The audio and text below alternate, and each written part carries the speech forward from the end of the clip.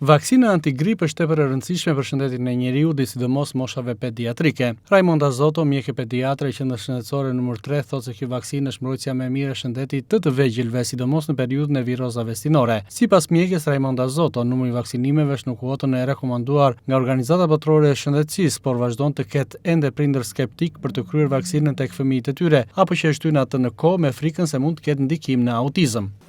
Faktikisht situatën vaksinale, të paktën po flas për qendrën tonë apo për ambulancën tonë, që situata vaksinale është në parametra të duhura dhe përqindja vaksinale është pothuajse në atë që e rekomandon dhe OBSH-ja, por nuk përjashtojnë rastet e prindërve skeptik të cilët refuzojnë të bëjnë vaksinën apo e shtyn vaksinimin në kohë. Nuk e bëjnë në kohë vaksinimin, e shtyn për një kohë të dytë, duke pritur, duke menduar se vaksinat, sidomos ajo e MMR-s, e frut parotit rubeolës, që mund të ketë ndikim në autizëm.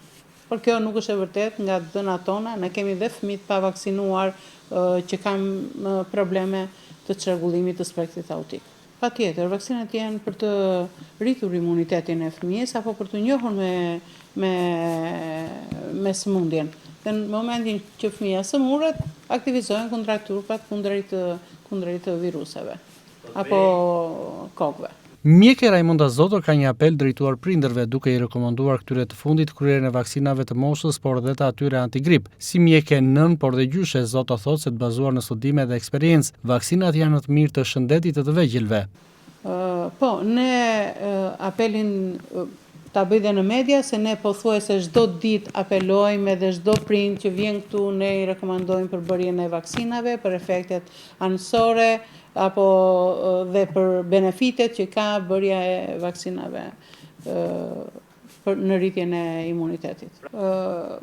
Në dienin time, po, unë edhe si nën, edhe si gjyshe i kam kryer të gjitha vaksinat, po edhe si mjeke kam rekomanduar dhe kam propaganduar që vaksinat janë në të mirë të shëndetit. Pavarësisht rritjes së numrit të fëmijëve të prekur çdo vit nga virozat stinore apo viruse të ndryshme në qarkullim, numri i vaksinimeve në rang qarku vjen në ulje. Kjo si rrjedhoi shumë teorive që qarkullojnë kryesisht në internet dhe rrjetet sociale për efektet negative të vaksinave, të cilat janë të pabazuara në studime të mirëfillta shkencore.